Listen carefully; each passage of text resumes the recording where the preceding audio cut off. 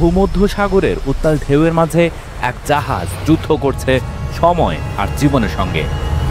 এই জাহাজটির নাম ocean Viking. এই জাহাজ উদ্ধার করে সেই সব মানুষকে যারা মরুভূমি ও ভূমধ্যসাগর পেরিয়ে নতুন জীবনের খোঁজে ইউরোপে যাত্রা শুরু করেছিল। ছোট ছোট রাবার নৌকা বা মাছ ধরা নৌকায় তারা গোটা ভূমধ্যসাগর পাড়ি দিতে গিয়ে আটকে যায়, যেখানে থাকে যুবক, বয়স্ক, শিশু, এমনকি গর্ভবতী নারীরাও। কিন্তু জীবন খোঁজার সেই পথ অনেক সময় নিয়ে আসে ভয়াবহ বন্দিদশা। তাদের বেশিরভাগকেই আটক করে রাখা হয় লিবিয়ার জাউইয়ার আল নাসর কারাগারে। তারা হাত নিয়ে এইভাবে মাটিতে রাখে, তারপর লাঠি দিয়ে আঙ্গুলে আঘাত করে। সেখানে তারা ভোগ করতে থাকে নিদারুণ কষ্ট আর ক্ষুধা। বিশেষ করে নারীরা এক অন্য নির্যাতনের শিকার হয়, যার ফলাফল দাঁড়ায় মাতৃত্বে। সেখানকার কিছু কর্মকর্তারা নিজেদের ইচ্ছে মতো মেয়েদের ডেকে নিত, বিশেষ করে যুবতীদের। আজ আমরা দেখতে চলেছি ভূমধ্যসাগরে ঝুঁকিপূর্ণ অভিবাসন যাত্রায় মানুষের সংগ্রাম এবং লিবিয়ার রিফিউজি কারাগারের মানবিক বাস্তবতা।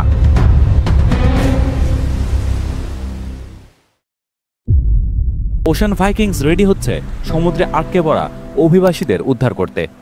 এটি একটি রেস্কিউ জাহাজ। এখানে ৩১ জন ফ্রান্স, জার্মানি, যুক্তরাজ্য, যুক্তরাষ্ট্র এবং মিশরের ক্রু মেম্বার আছে। তাদের কাজ বিপদগ্রস্ত অভিবাসীদের উদ্ধার করা। এদের টিম লিডারের নাম টঙ্গী। তারা মানবিক সাহায্যকারী সংস্থাসমূহ বা হিউম্যানিটেরিয়ানের অন্তর্ভুক্ত। তাদের প্রধান কাজই হল অভিবাসীদের উদ্ধার করে নিরাপদ স্থানে পৌঁছে দেওয়া। তারা আগামী ১ মাস ব্যাপী এই সমুদ্রে থাকবে এবং উদ্ধার কাজ চালাবে। ইমানুয়েল নামের এই ব্যক্তি লিবিয়ার রেফিউজি কারাগারে আটক ছিল। কতদিন ছিল সে জানে না। সেখানকার করা টর্চারে সে মানসিক শক্তি হারিয়ে ফেলেছিল। তারা হাত নিয়ে এইভাবে মাটিতে রাখে, তারপর লাঠি দিয়ে আঙ্গুলে আঘাত করে। মারতে মারতে আঙ্গুল ভেঙে ফেলে। সকাল সন্ধ্যা সব সময় আঘাত করে। যেসব অভিবাসীদের লিবিয়া প্রশাসন আটক করতে পারে তাদের রাখা হয় এই কারাগারে। এই কারাগারের নাম আল নাসর। এরা সবাই এখানে বন্দী এবং এই বন্দিশালায় তারা কি পরিমাণ অত্যাচারিত তা জানলে আপনি চমকে উঠবেন। আমরা একটু পরেই এই কারাগারেও ঢুকতে চলেছি। এর আগে আমরা আপনাদের দেখিয়েছিলাম আমেরিকার উদ্দেশ্যে কিভাবে ঝুঁকি নিয়ে ড্যারিয়ান গ্যাপ জঙ্গল পাড়ি দেয় অভিবাসীরা। সেই ভিডিও লিংক দেওয়া থাকবে ডেসক্রিপশন বক্সে। সেটা তো শুধু ছিল জঙ্গল পাড়ি। তারপর তারা কিভাবে ডেথ ট্রেনে করে আর পায়ে হেঁটে বাকি পথ পাড়ি দেয় সেই যাত্রা দেখতে চাইলে কমেন্ট করে জানাতে পারেন।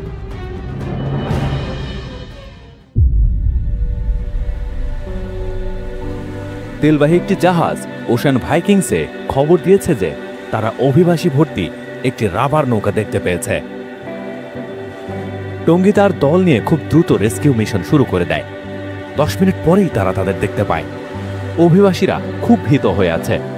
তারা মাঝ সমুদ্রে আটকে গিয়েছিল। তারা বাঁচতে চায়। তাদের খুব সাবধানে উদ্ধার করতে হবে। যে কোনো সময় এটি ডুবে যেতে পারে।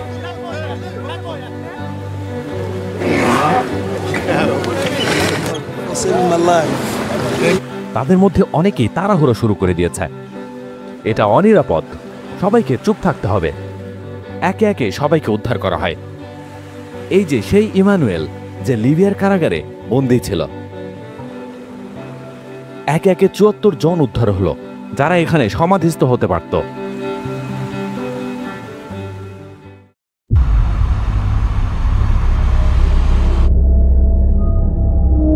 দিনে তারা একবার খাবার দেয়, সন্ধ্যা 7:30টার দিকে, তাও শুধু সিদ্ধ পাস্তা। 100 ডিগ্রি তাপমাত্রায় রান্না করা গরম খাবার 2 মিনিটে শেষ করতে বলে, তাও খালি হাতে। বলে জলদি করো, খেয়ে ছেলে ঢুকো, না হলে পিঠ ভেঙে দেব। ইমানুয়েল কোনো রকমে সেখান থেকে পালিয়ে আসে, কিন্তু আবার যেন ধরা না পড়তে হয় এই জন্য তাকে জলদি যাত্রা শুরু করতে হয় সমুদ্রে। এটা ত্রিপলি শহর।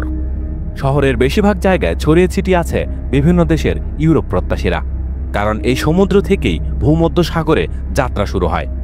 আর এখানেই আছে সেই রেফিউজি কারাগার।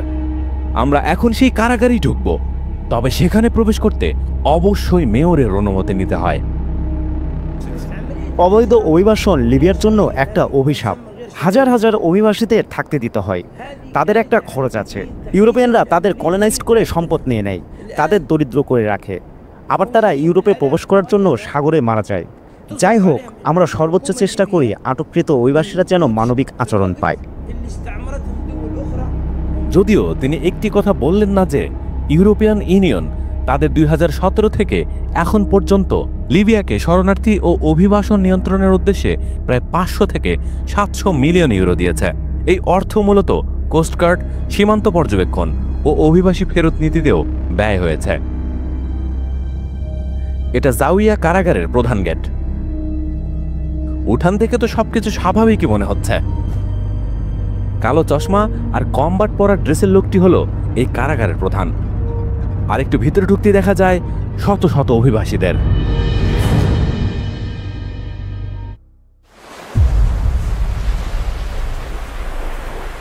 গত 3 বছরে আমার সার্ভিস জীবনে আমি অনেক মানুষকে মরতে দেখেছি, অনেককে উদ্ধার করেছি।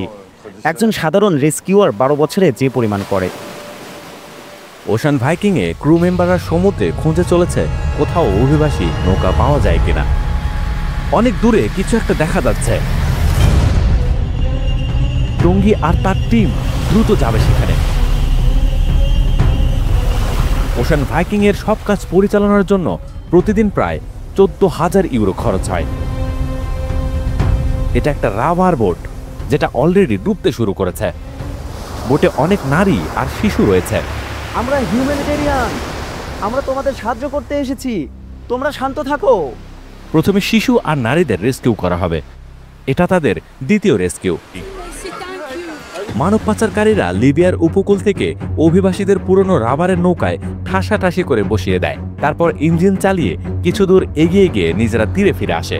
নৌকায় থাকা লোকদের বলে ইউরোপ আর একটু দূরে, শিগগিরই উদ্ধার জাহাজ পাবে। কিন্তু বাস্তবে অল্প জ্বালানি, দুর্বল নৌকা আর কোনো দিক নির্দেশনা থাকে না। কিছু দূর যাওয়ার পর ইঞ্জিন বন্ধ হয়ে যায় বা নৌকা ঢেউয়ে ভর করে দিক হারায়। তখন তারা আটকা পড়ে সমুদ্রের মাঝখানে, লিবিয়া আর ইউরোপের মাঝের শূন্য এক জায়গায়, যেখানে উদ্ধার নৌকা আসবে কিনা তা সম্পূর্ণ ভাগ্যের বিষয়।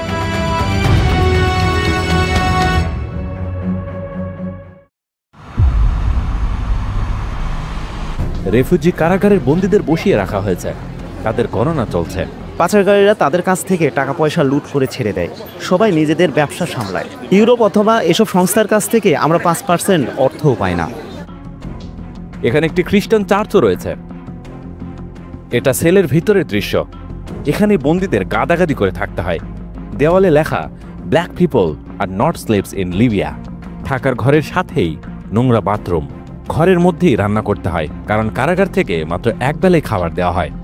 বন্দীদের একজনের ফোনের ভিডিও থেকে তাদের আঘাত করার প্রমাণ মেলে, এমনকি গুলির আওয়াজও পাওয়া যায়। সেদিন 4 জন ইনজুর্ড হয়। এখানে জনপ্রতি 1000 ইউরো দিলেই তারা ছেড়ে দেয়, অথবা সুযোগ বুঝে পালাতে হবে, যেমন পালিয়েছিল ইমানুয়েল।